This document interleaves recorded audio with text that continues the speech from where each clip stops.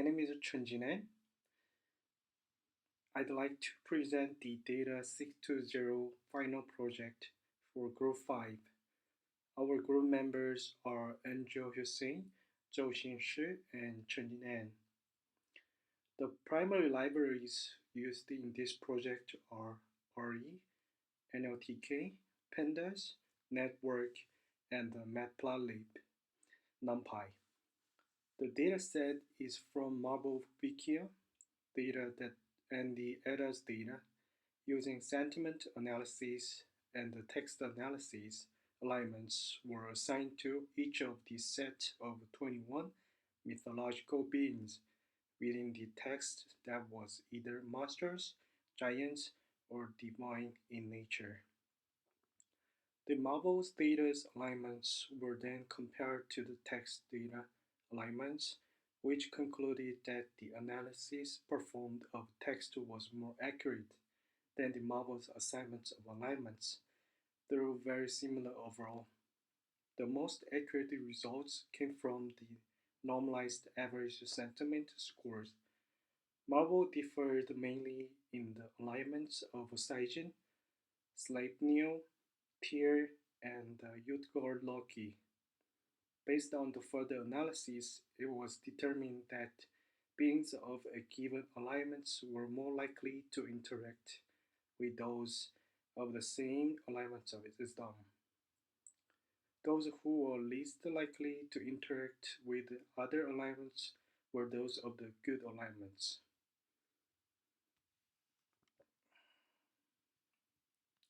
The project object is to analyze the elder and the younger Edda's most prolific and well-known beings, their relationships, their alignments, and how those alignments compare to the Marvel counterparts.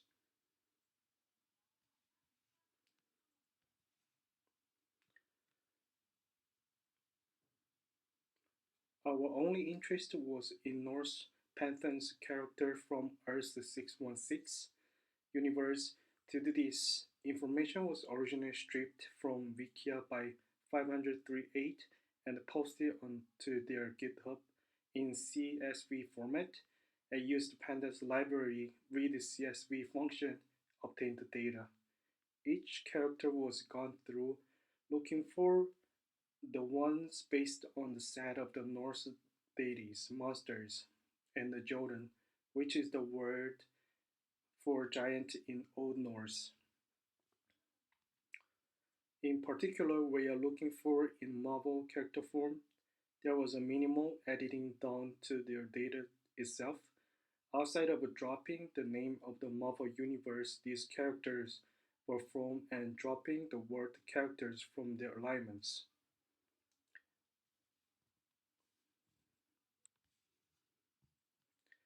To account for duplicate names, the first instance of each name was kept only, and the first instance of each name was always a character from the Earth 616 universe. The result table can be viewed like this.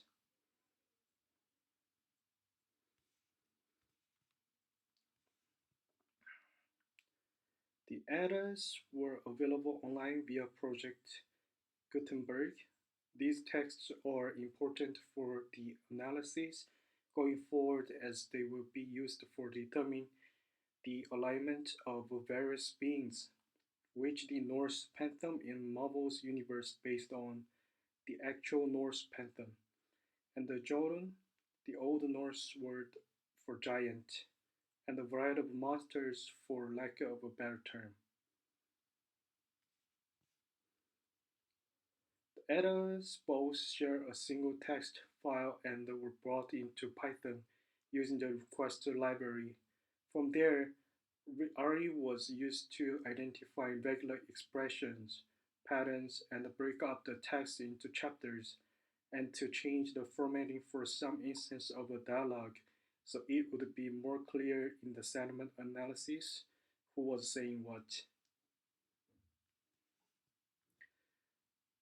NLTK was used for breaking each chapters into a sentence, with the elder Eddas and the younger Eddas having their sentences stored separate in case it were to be decided they would be used later.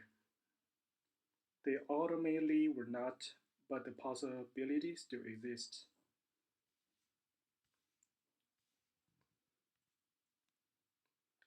The sentiment intensity analyzer was assigned to the variable sia, and a wide variety of words were added to the lexicon to make up for archaic language of the document. This is due to the fact-based lexicon being utilized is more geared for modern text and writing such as email, text message, and Twitter. With its updated lexicon, SIA was used to assign a polarity score to each and every single sentence present in the atlas.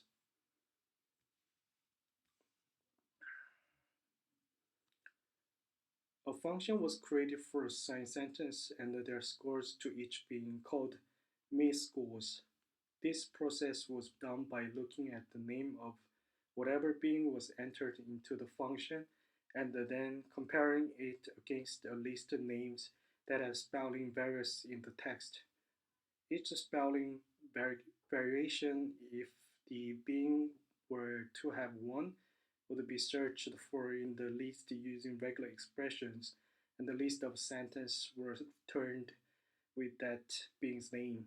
Those lists of sentences also had their corresponding score stored, and then the function returned a dictionary being the list of sentences and the scores for each sentence.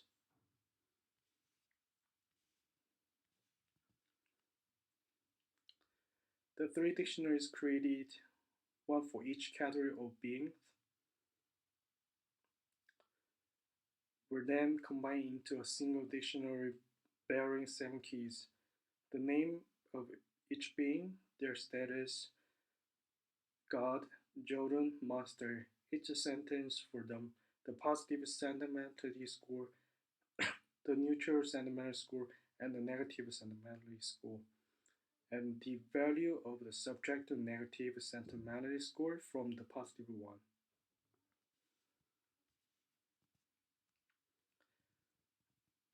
After getting the scores of the sentimentalities of the beings were interested in and the mentions in the others, it was time to working on getting things to a point where analysis could really be performed, and where what is the text could be compared to what Marvel presented. How far did Marvel get from their source material for the Thor comics and the movies?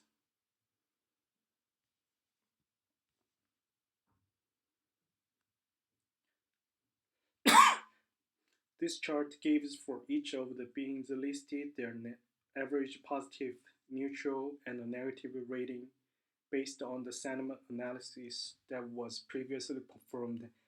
It also gives a polarized score, ABG post-neg, that was created by the multiplying the average positive score by 1, the average neutral score by 0, and the average negative score by negative 1, and then adding them up for each rows as the way to sort each being into a good or bad alignments. While noble, it only sections being in two categories, good or bad, but never neutral. From there, there was an average of a positive, neutral, and negative z-score for each beings. These scores indicate correlations, and so being with an average positive z-score that is less than 0 is less likely to be the good alignment. In short, a positive number in one of the average z-score categories indicates a correlation with either good, neutral, or bad alignments. These z-scores are visualized below, like this, with a value greater than 0 indicating a positive correlation and less than 0 indicating a negative correlation.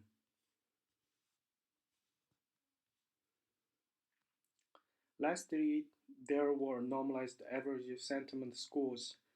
These were the z-score of each of the average for each beings, which hold the same rules as just explained: negative numbers, negative correlations; positive numbers, positive correlations. It is immediately evident that the characters who are least likely to be neutral are Boulder, Heimdall, Jomdgård, and Tyr. Their very negative average z-score for neutral indicates the greatest likelihood of them being good or bad. Tyr is the most clear example of this, as his high z-score for positive show is likely to be a good alignment.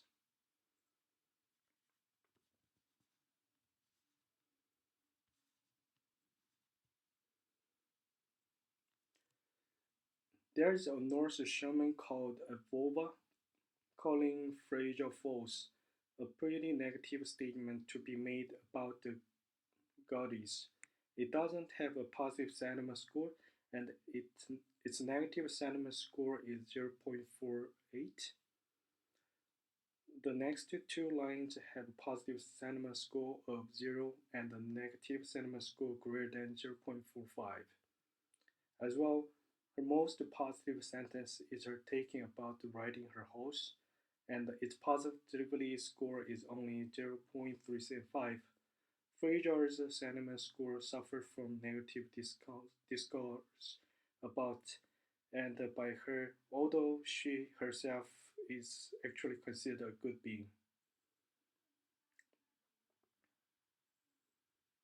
The next difference is the goddess Hel. She is a goddess of the universe and the world, where souls whose deeds not violently go up and passing.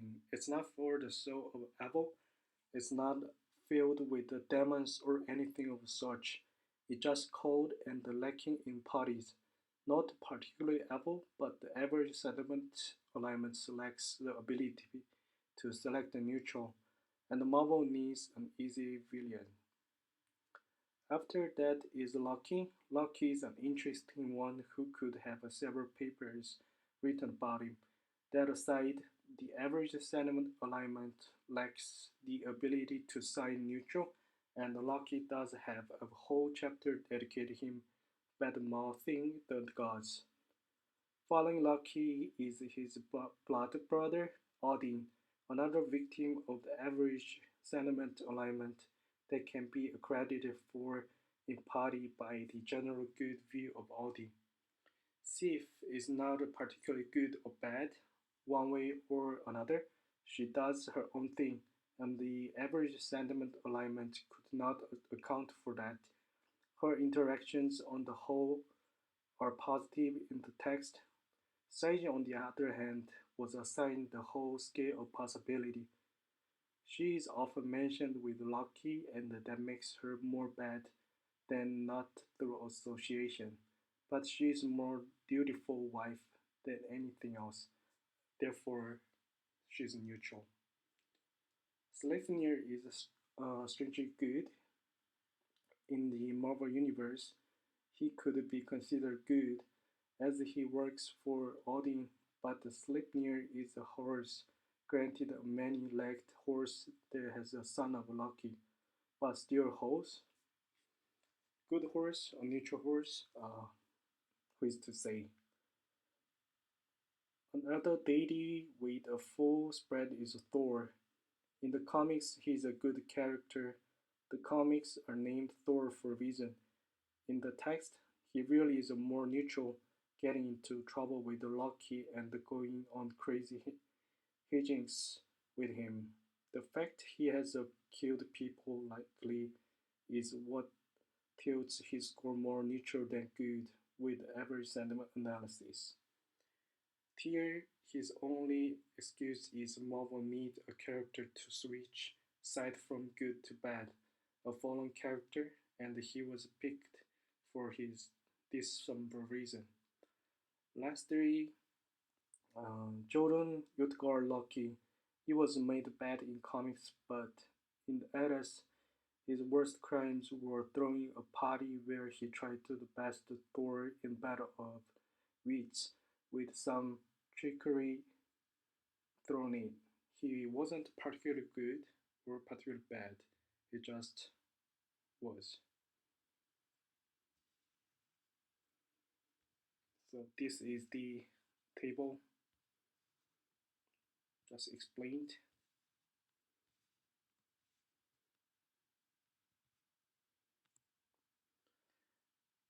As can be observed, Marvel's alignment of their Norse-based characters has an 80.95% accuracy compared to what is accepted to be the alignments of each of the beings present in the source material for Marvel's Thor comics and movies. It was actually surprising to see such a high accuracy given that I thought they got some very key characters wrong. The important thing to remember is that comics, when they were originally created, did not like to have many moral gray characters, and overall, these beings are morally gray, and each one can have an argument as to why they should be of the neutral alignments. Comics without clear good guys and bad guy didn't sell as well because kids were not and are not particularly interested in such nouns, and most of the comics created that time chosen as their target audience. Although identical score and nearly identical in the alignments for each of the beings, the normalized average sentiment score was picked over the average z-score for graphs when made to its core different elements. Thor is by and large considered of good alliance. The average z-score rated him as bad, and the normalized average sentiment score rated him as neutral. Neutral is one step closer to good than bad is, and that is why it was picked over the average z-score.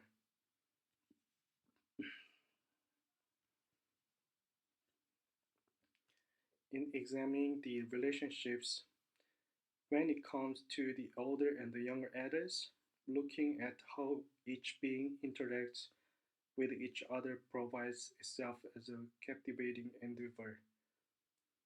These sentences were then made into notes, a combination of letter S and the number indicating the sentence being referenced. Since the actual content of the sentence is not the main focus of this analysis, more information is not needed about. Each of the beings were also made into nodes, and the list we just made with the connections between the sentence and the being were used to create these new graph edges.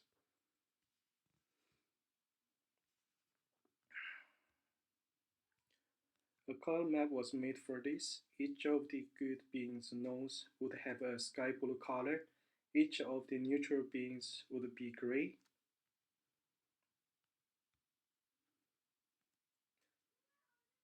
Each of the bad would be red, and all of these sentences would be green.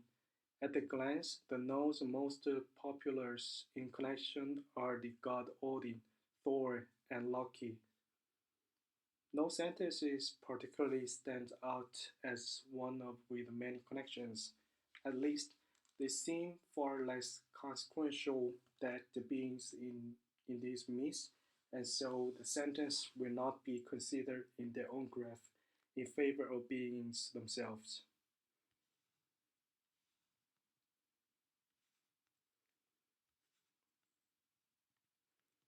Since this graph is a bipartite, Network X had the ability to make the projected bipartite graph from it. The same color were used once again, except this time Gauss had a circular node, and Jordan had a triangular node, and Master had a square node. It can be seen that the beings with the least number of connections are those of bad alignments, with those with two of them having no connections to any other nodes but themselves, and one other bad one nodes, Hades, Skull, and Fenrir. Those with the most connections of beings are three gods labeled as neutral by the data analysis performed: Odin, Thor, and Loki.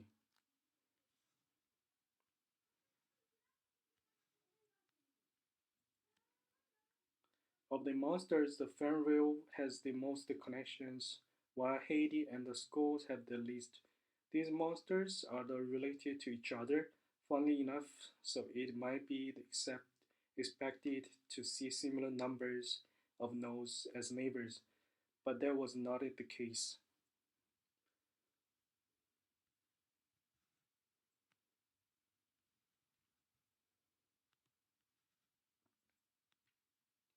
Next, in the Jordan, we have a low turnout for the number of relationships. This is again expected. Utgar Loki only appeared in verses with Loki and Thor, and Angerbold only appeared in two verses on total. This might have looked different if the other Jordan were involved, but the precise distinction between Jordan and the gods in the Eddas is a difficult one to make. Some Jordans are born to gods, and not an insignificant number of gods were born into Jordan.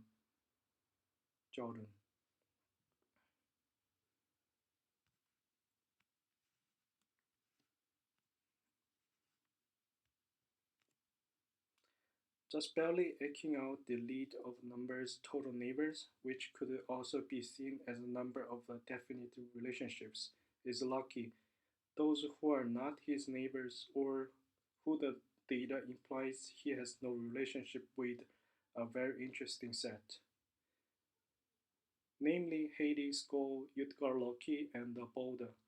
Hades and the Skull are the son of the Fenrir, who is Loki's son, making them Loki's grandchildren, and yet there is nothing in the data directly linked them to.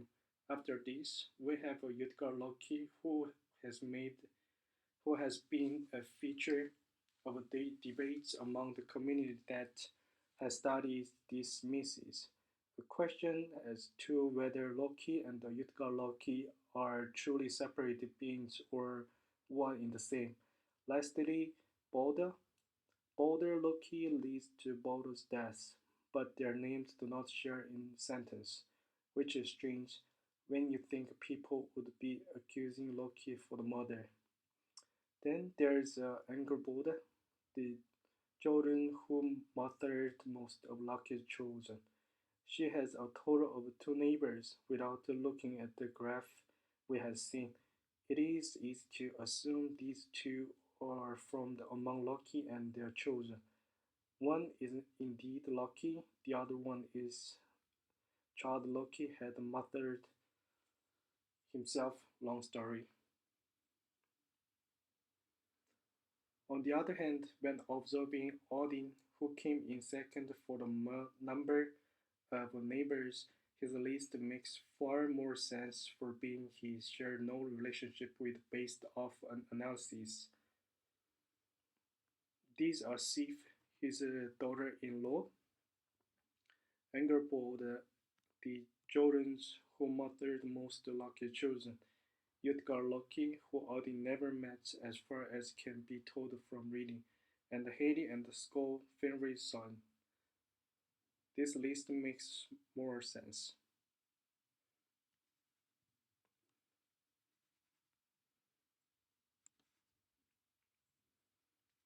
In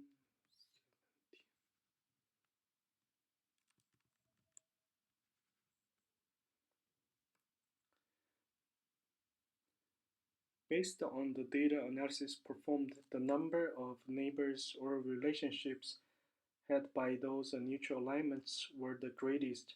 This is likely due to those of the neutral alignments not particularly shying away from the interacting from the good or bad and being able to act as a middle ground. Those of good alignments appear more insular, but this would likely to be even more extreme if Frasier had not been labeled bad by the data. and the bad alignments would have a more insular relationship as well.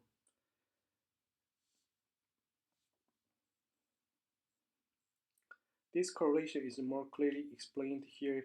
There is a direct positive correlation between the neutral and the bad alignments having a relationship with one another. On the other hand, those of good alignments shouldn't those of any other alignments have a negative correlation towards having relationship with them.